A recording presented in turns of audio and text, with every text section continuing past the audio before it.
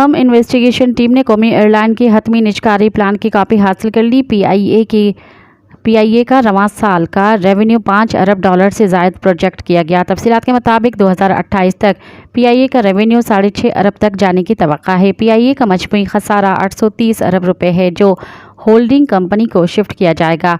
PIA पर bank कर्जा 268 अरब और हुकूमती कर्जा 174 अरब रुपए है। कौमी एयरलाइन के मुलाजिमिन, हुकूमती और निजी कर्जों का बैलेंस 184 अरब रुपए है। बैंक लेजर्स 167 अरब और मुलाजिमीन और अमले का खसारा 35 अरब का है। दस्तावेज़ात के मुताबिक पीआईए का 34 जहाज़ों का फ्लीट है। 11,000 मुलाजिमीन हैं। पीआईए के ज़रिए सालाना 47 लाख मुसाफिर 34 ममालिक के लिए सफ़र करते हैं। पीआईए सबसे ज़्यादा पाकिस्तान के 23% मार्केट को कैप्चर कर रही है। पीआईए का 24 मई को EOI पब्लिश होगा और बोर्डर्स SOQs जमा कराएंगे। पीआईए की अवार्ड साइनिंग 24 जून को होगी।